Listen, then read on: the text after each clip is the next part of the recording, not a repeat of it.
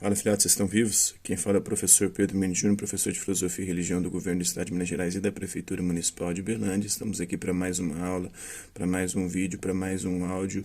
Agora falando um pouquinho sobre o vestibular da UF, que de 2020 para cá fez algumas mudanças no conteúdo de filosofia para o mesmo processo seletivo, incluindo aí alguns conteúdos, além daqueles conteúdos já tradicionais, que eram os conteúdos de história da filosofia, filosofia antiga, medieval, moderna e contemporânea, e também os conteúdos de ética, política e epistemologia, teoria do conhecimento. Agora eles ingressaram aí, colocaram conteúdos relacionados à filosofia contemporânea, alguns autores mais recentes, entre eles o Michel Foucault, que é o que nós vamos falar agora.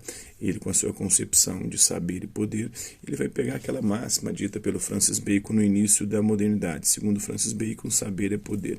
Ele vai fazer uma interpretação bem interessante desse conceito, dessa concepção, dizendo que o saber gera um poder, o saber, a ciência, gera uma espécie de controle, um controle sobre as nossas vidas, criando aí uma estrutura e um sistema que acaba matando o sujeito, há uma morte do sujeito, segundo o Foucault. Nietzsche havia dito que Deus morreu no século XIX, e o Foucault vai dizer que o sujeito morreu por conta das estruturas e dos sistemas que impedem a gente expressar nossa individualidade e que cria um discurso normalizador, um discurso controlador, e esse discurso controlador da ciência, do conhecimento e do saber acaba nos normalizando e matando a nossa individualidade, nossa subjetividade, e fazendo com que a gente tenha que se formatar para se enquadrar na sociedade. Então, há implicações mútuas aí entre as condições dos processos históricos de formação dos saberes ocidentais, em especial os saberes relacionados ao conhecimento, à ciência, as relações de poder numa sociedade.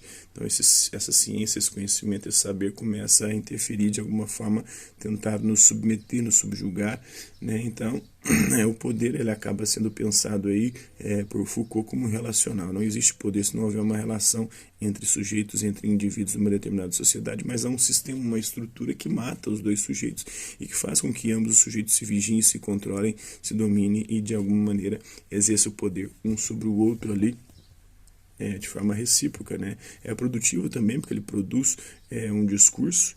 Esse discurso domina, oprime, esse discurso normaliza, esse discurso submete, subjuga. Então ele é normalizador também, ele institui normas e vai dizendo aquilo que é normal, o que não é normal, o que não é normal acaba sendo punido, né, pela sociedade, pelo sistema, pela estrutura, em detrimento aí do sentido meramente repressivo. Então não é só repressivo, não é só repressão, o poder não funciona só no sentido de reprimir, mas de principalmente também, de alguma forma, de alguma maneira, normalizar, dizendo que é normal, o que não é normal. Ele produz um biopoder, um poder sobre as nossas vidas, de controle, de disciplinamento da nossa existência. Vou procurar aqui o Foucault, para a gente continuar falando dele, aqui na perspectiva da filosofia contemporânea, da filosofia moderna, dos micropoderes, né?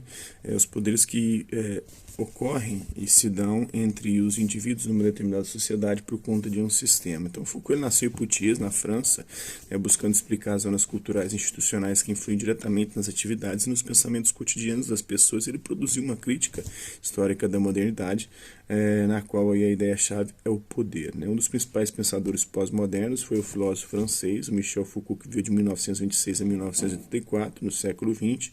No centro da sua investigação tem temas aí como as instituições sociais, notadamente em especial as educativas, a escola, a educação, as psiquiátricas, né, os manicômios. Ele vai fazer um estudo também sobre a questão carcerária, até sobre a nossa sexualidade, como o discurso da ciência influencia e diz o que é normal, o que não é normal, e como nós nos devemos comportar sexualmente, a questão da sexualidade, principalmente a questão do poder.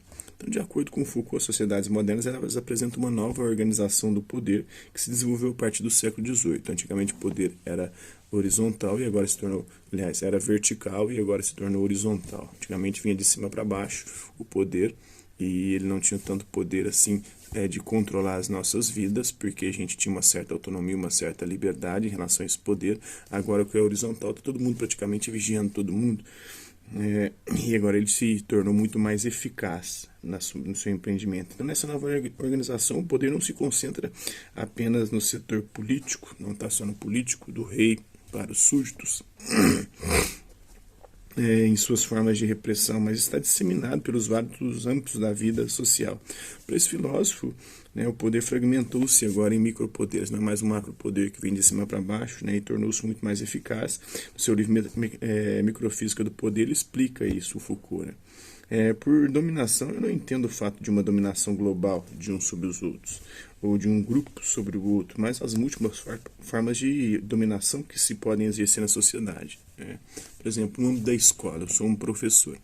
Eu tenho controle sobre os alunos, mas os alunos também têm controle sobre mim, eles podem me denunciar, eles podem também querer me enquadrar, e eu estou sendo visto por um supervisor que também posso também denunciar, então é um podendo foder o outro a todo momento, e o supervisor por um diretor e assim por diante. Tem estrutura de poder ali que matou a nossa individualidade e a nossa subjetividade. Então a disciplina social é produto da ação de uma infinidade de agentes, com seus micropoderes, como os de um funcionário que fiscaliza e autoriza ou não a entrada de pessoas em um determinado local mediante a apresentação de um documento. Assim, sem se deter apenas no macropoder concentrado no Estado e de cima para baixo, o Foucault analisou esses micropoderes horizontais que se espalham pelas mais diversas instituições da vida social. Isso é, os poderes exercidos por uma rede imensa de pessoas que interiorizam e cumprem as normas estabelecidas pela disciplina social, pois os pais, os porteiros, enfermeiros, professores, secretários, os guardas, os fiscais. Adotando essa perspectiva de análise aí, conhecida como microfísica do poder, ele afirma que o poder está em toda parte agora, está disseminado, não porque englobe tudo, e sim porque provém de todos os lugares. Todo mundo tem poder agora e é relacional, uns têm um poder sobre os outros. Na vida cotidiana, segundo o filósofo, esbarramos mais com os guardiões dos micropoderes, os pequenos donos dos poderes periféricos, do que com os detentores dos macropoderes, o poder que vem de cima da Constituição, da lei, da legislação. Seu objetivo como filósofo é de colocar à mostra estruturas veladas de poder, tendo Nietzsche por inspiração. O Nietzsche vai fazer um estudo ali, uma genealogia da moral, ele vai fazer uma genealogia do poder. A genealogia da moral do Nietzsche tenta mostrar como a moral ela é construída historicamente, como que ela muda também, e como que a moral cristã foi se instituindo e gerando um ser humano doente, um ser humano castrado, um ser humano que tem que anular a sua potência de vida. Já o Foucault vai fazer uma genealogia do poder, mostrando como que ele foi mudando através do tempo, como que a ciência e o conhecimento foi se tornando um saber-poder que tem um controle e hoje disciplina a nossa vida e o nosso corpo. Então, ele vai se inspirar no Nietzsche, tanto quanto este, o Foucault afirmou a relação entre o saber e o poder. Vivemos em uma sociedade que grande parte marcha ao compasso da verdade, ou seja, que produz e faz circular discursos que funcionam como verdade, que passam por tal e que detêm, por esse motivo, poderes específicos. Então, ele vai fazer a sua genealogia do poder, o seu estudo da origem e desenvolvimento histórico do poder. Foucault também desenvolveu aí seu método de pesquisa à maneira de uma genealogia, inspirado no Nietzsche. Como filósofo alemão, ele adotou como ponto de partida a noção de que os valores, o bem e o mal, o verdadeiro e o falso, o certo e o errado, o sadio e o doente, agora é empreendido pela ciência. São consagrados historicamente em função de interesses relativos ao poder dentro da sociedade. Em outras palavras, a definição do que é bom, do que é verdadeiro, do que é sadio, depende das instâncias nas quais o poder se encontra e depende também do discurso científico. Na visão do Foucault, esse poder não seria essencialmente de repressão ou de censura, mas antes um poder criador.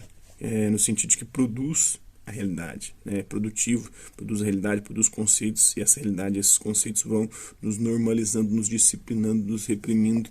Instruir, vigiar e punir, uma genealogia do poder. Ele estuda a história das prisões ali, ele explica esse entendimento do que é o poder. Precisa cessar de sempre descrever os efeitos do poder em termos negativos, que ele exclui, que ele reprime, que ele recalca, que ele censura, que ele discrimina, que ele mascara, que ele esconde. Na verdade, o poder produz o real, ele produz a própria realidade, e a gente tem que submeter essa realidade. Produz os domínios de objetos, os rituais de verdade também. Na mesma obra, Foucault acompanha a evolução dos mecanismos de controle social de punição, que se tornaram cada vez menos visíveis, mais racionalizados e mais eficazes. Ele caracteriza a sociedade contemporânea como uma sociedade disciplinar, que busca disciplinar e normatizar os nossos corpos, formatá-los, né, na forma na qual prevalece a produção de práticas disciplinares de vigilância e de controles constantes que se estendem a todos os âmbitos da vida dos indivíduos. Uma das formas mais eficientes dessa vigilância e disciplina se dá, no seu entender, por meio do discurso e práticas científicas aparentemente neutras e racionais, o que está acontecendo agora na pandemia, por exemplo, o discurso científico aí querendo disciplinar, regularizar, normatizar os nossos corpos, a nossa vida. A gente tem que usar máscara, tem que seguir todos os protocolos de segurança. Então, procura normatizar o comportamento dos indivíduos. Exemplo disso seria o tratamento científico, dada a questão da sexualidade também, o que é normal, o que não é normal, no qual o comportamento sexual é normatizado por meio do convencimento supostamente científico, né, racional dos indivíduos sobre os cuidados necessários à sua vida nesse âmbito. Tá? Então tem que usar camisinha, tem que me precaver, não posso sair transando com todo mundo, não posso fazer qualquer tipo de relação sexual, algumas coisas são anormais, são aberrações. E desse modo aí, assumindo a face do saber, o poder, né, segundo Foucault, atinge os indivíduos em seu corpo, aí é o biopoder, em seu comportamento, nos nossos sentimentos. Assim, como o poder encontra-se em múltiplos espaços, a resistência a esse estado de coisas não caberia para o filósofo um partido ou classe revolucionária, pois estes se dirigiriam a um único foco de poder. Se necessário, portanto, a ação de múltiplos pontos de resistência. Então, todo poder também ele gera resistência, segundo o mesmo Foucault. Vamos continuar falando dele aqui. Né? Ele vai se inspirar aí no panótico do Jeremy Bentham, né? Com o utilitarismo, o panótico é o olho que tudo vê, e esse olho agora é o olho que vigia, que vai normatizando a nossa vida e que vai fazendo a gente se submeter a essas regras, a essas normas, a esse discurso científico que diz o que é o melhor para nós. A gente não pode dizer o que é melhor para nós, quem diz agora é a ciência, né? Então, o vigilante vê sem ser visto, o vigiado é visto sem ver, né? Então, tal discrepância, né, diferencia o poder, né? O poder se encontra diluído socialmente atualmente, ele está horizontalizado, ele constituindo-se aí num micropoder agora, não é um poder que vem de cima para baixo, né? O poder se consolida primordialmente aí sobre os nossos corpos, configurando-se aí num biopoder, a biopolítica, é um poder que tem um domínio e o controle agora sobre a nossa vida, disciplinando, o poder se consolida em última instância aí por meio dos discursos. Tem um regime de verdade instituído, criado, constituído, que agora cria dispositivos, cria discursos, né? Esses discursos criam representações, depois acaba se convertendo em prática e disciplinando a nossa vida, normatizando e formatando a nossa existência e matando a nossa individualidade e a nossa subjetividade, né? O trabalho do Foucault, muitas vezes, ele é descrito como pós-moderno, né? O pós-estruturalista mesmo, ele pegando elementos do estruturalismo para mostrar como as estruturas sociais foram construídas historicamente para justamente nos disciplinar, matar a nossa individualidade, né? Ele foi mais frequentemente associado também ao movimento estruturalista, especialmente nos primeiros anos após a publicação de As Palavras e as Coisas. Inicialmente ele aceitou essa filiação, mas depois, posteriormente, ele marcou sua distância dessa abordagem estruturalista, explicando aí que, ao contrário dessa última, ele não tinha adaptado a uma abordagem mais formalista, né? Ele aceitou não ver o rótulo de pós-modernista aplicado ao seu trabalho, dizendo que preferia discutir, né, como se dá a definição de modernidade em si. A filiação intelectual dele pode ser relacionada aí ao modo como ele próprio definiu as funções do intelectual, dizendo que ele não garante certos valores, mas em questão de ver e dizer, seguindo um modelo de resposta intuitiva para aquilo que ele considerava intolerável. Intolerável essa forma como o poder foi se constituindo para ele. As teorias sobre o saber, o poder e o sujeito romperam com as concepções modernas desses termos, motivo pelo qual é considerado por certos autores aí, né, contrariando a própria opinião de si mesmo, né, um pós-moderno. Os primeiros trabalhos dele, como História da Loucura, O Nascimento da Clínica, As Palavras e as Coisas, a Arqueologia do Saber, seguem essa linha pós-estruturalista, o que não impede que seja considerado geralmente como estruturalista devido às obras posteriores, como Vigiar e Punir, que ele mostra essas estruturas, né? E a História da Sexualidade também, ele mostra como o discurso foi, esse discurso científico foi para além dessas instituições normativas, como a prisão, como os hospitais, os manicômios, como as escolas, que todas têm algo em comum ali, e o panótipo tem isso. As escolas foram construídas também para serem vigiadas, os hospitais, os manicômios, os presídios. Contudo, essa discussão não se esgota, não se encontra na trajetória intelectual e discursiva de Foucault nenhum propósito de constituição de um sistema. Ele não queria criar um sistema como um Hegel, por exemplo. O que importa na sua analítica interpretativa são as relações, né, e como o poder se institui constitui ou atua nessas relações, as formas de produção dos discursos, das práticas, né, das práticas discursivas, os seus modos, né, e estratégia de funcionamento e organização.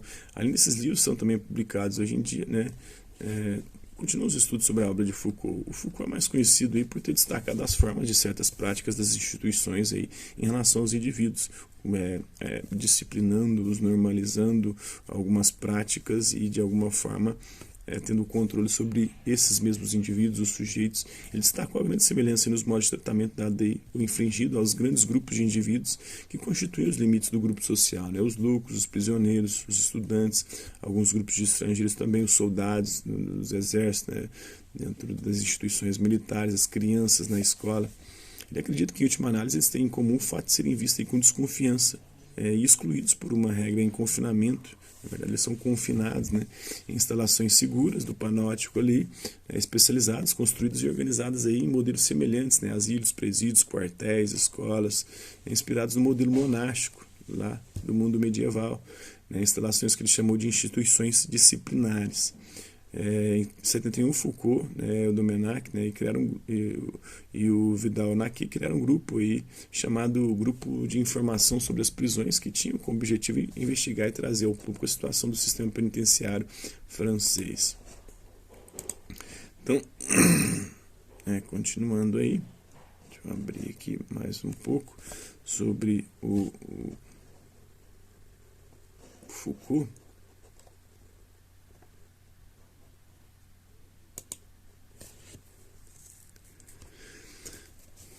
Então tem isso, né? A discrepância na capacidade de visão produz a desigualdade na quantidade de poder. Ele vai fazer o estudo dos processos de transferência da disciplina dos grupos para os indivíduos, a sociedade do controle, a sociedade disciplinar que busca controlar e disciplinar a nossa vida, dizendo que é normal o que não é normal, e vigiando-nos, e se a gente fugir ali, a gente é punido, e isso vai nos disciplinando. O poder não possui um centro de fusão, mas enquanto se diluído pelos dispositivos, consolidando-se aí a microfísica do poder e os micropoderes.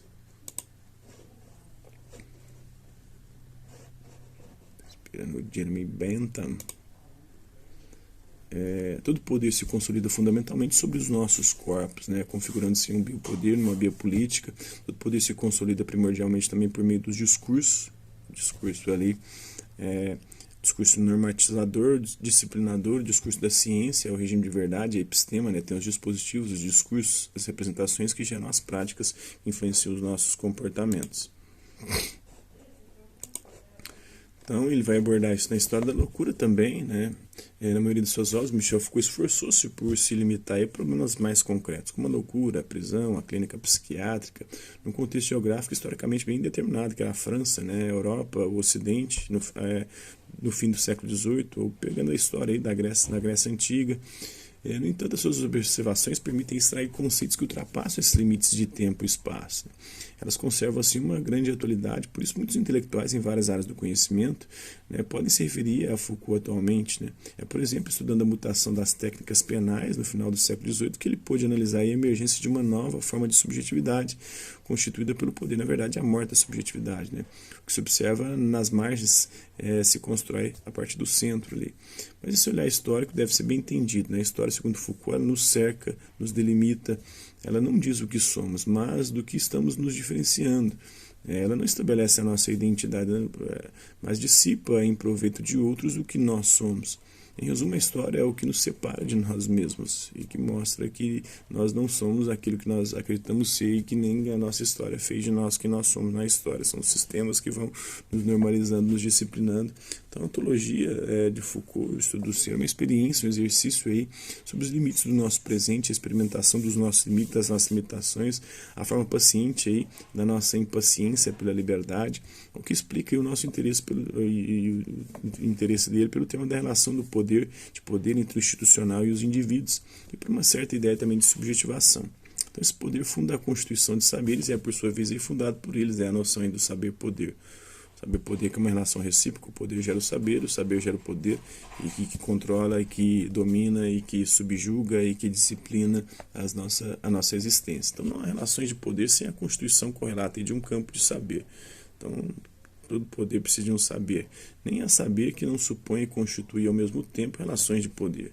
Portanto, essas relações de poder e saber não devem ser analisadas a partir de um sujeito de conhecimento, como é na epistemologia, que seria livre ou não em relação ao sistema de poder. Ao contrário, é preciso considerar que o sujeito que conhece, os objetos a conhecer, as modalidades de conhecimento são de fato efeito dessas implicações fundamentais desse sistema, dessa estrutura de poder, saber e suas transformações históricas. Em resumo, não é a atividade do sujeito de conhecimento que produziria um saber útil ou resistente ao poder, mas o poder saber.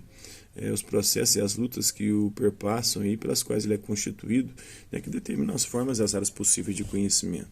Ele vai tentar fazer uma defesa da sociedade, nessa ontologia dele, simultaneamente a genealogia, e a arqueologia, que ele vai empreender o trabalho sobre os problemas pouco específicos, são inseparáveis e das formações discursivas. Ele vai falar isso sobre as palavras e as coisas, as relações das palavras e das coisas, e como as palavras, ao denominar as coisas, elas criam um controle sobre as coisas, a arqueologia do conhecimento, a ordem dos discursos, como que o significado do racismo, além de seus significados particularizados, ele é inseparável do advento aí das ciências humanas. No que diz aí, temos de defender a sociedade.